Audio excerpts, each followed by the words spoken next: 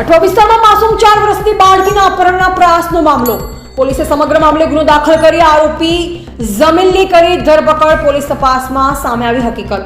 બાળકી સાથે નીચે પડી ગયા બાદ નરાધમે બાળકી જોડે કર્યા હતા શારીરિક ડપલા. પોલીસ દ્વારા સૌથી વધુ સીસીટીવી ફૂટેજની તપાસ કરી આરોપીની કરી ધરપકડ. આરોપીની ધરપકડ માટે પોલીસે 6 જેટલી ટીમો લગાવી હતી કામે. આરોપી સામે પોલીસે બળાત્કાર અને અપહરણનો ગુનો કર્યો દાખલ. અઠવા પોલીસની મોડી રાત્રે મળી સફળતા. ખ્વાજાદારના દરગાહ નજીકથી આરોપીની ધરપકડ. પોલીસે પૂછપરછમાં આરોપીએ બાળકીના ગુપ્ત ભાગે ડપલા કર્યા હતા. બળજબરીથી કપડાં કાઢતો હોવાનું પણ સીસીટીવીમાં આવ્યું સામે. મધરાત્રે માસૂમ બાળકી માતા જોડે સૂતી હતી, જે દરમિયાન તેણીના પડખામાંથી ઉઠાવી અપહરણ કરી લઈ જવાનો કરાયો હતો પ્રયાસ. જીવડાએ ભાગવા જતા જ્યાં બાળકીને લઈ ઢળી પડ્યો. બાળકીના રડવાનો અવાજ સાંભળી લોકો દોડી આવતા નરાધામ ફરાર થયો હતો.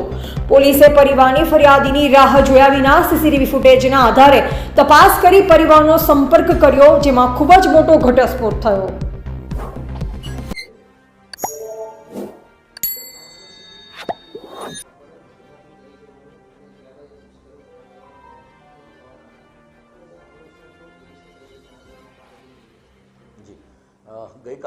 ગઈકાલ તારીખ 10/11/2024ના રોજ એક ફરિયાદીશ્રીએ અઠવા પોલીસ સ્ટેશન ખાતે આવી અને પોતાની ફરિયાદ હકીકત જાહેર કરેલ કે તેમની 5 વર્ષની ભત્રીજી તેમના મધર સાથે એમના મકાનમાં સૂતેલી હતી.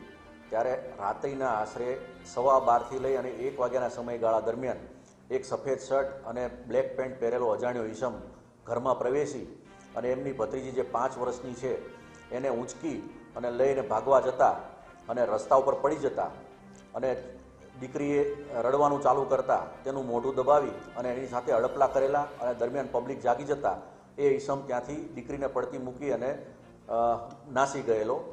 જે બાબતે તેઓ ફરિયાદ આપવા પોલીસ સ્ટેશન ખાતે આવતા અઠવા પોલીસ સ્ટેશનના ઇન્સ્પેક્ટર શ્રી મકવાણાનાઓએ તાત્કાલિક તેમની ફરિયાદ લઈ અને બનાવની ગંભીરતા જોતા અલગ અલગ ડી સ્ટાફની 6 જેટલી ટીમો બનાવેલી તથા આ બનાવ અનુસંધાને મદદ માટે ઉમરા પોલીસ સ્ટેશનના ડી સ્ટાફની પણ મદદ લેવામાં આવેલી અને અલગ અલગ ટીમો બનાવી અને તાત્કાલિક ટેકનિકલ સર્વેલન્સથી આરોપીની શોધખોળ ચાલુ કરવામાં આવેલી અને ગણતરીના કલાકોમાં જ હ્યુમન રિસોર્સિસ અને ટેકનિકલ રિસોર્સિસની મદદથી આરોપીને પકડી લેવામાં આવેલ.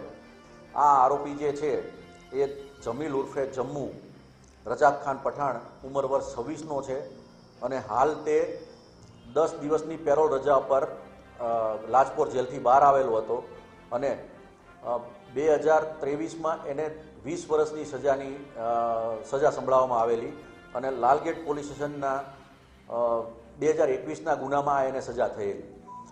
આરોપીને 10 દિવસની અંદર લાજપોર જેલમાં હાજર થવાનું હતું, પરંતુ એ હાજર નહીં થયેલો અને આ બનાવ બનેલો.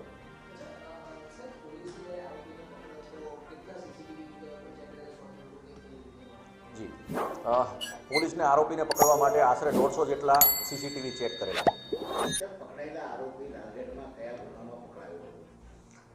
આરોપી છે લાલગેટ પોલીસ સ્ટેશનમાં સેમ એમઓ વાળા ગુનામાં પોક્સોના કેસમાં પકડાયેલો હતો અને નામદાર કોર્ટે આ કેસ ચાલી જતા જૂન 2023માં એને 20 વર્ષની કેદની સજા કરેલી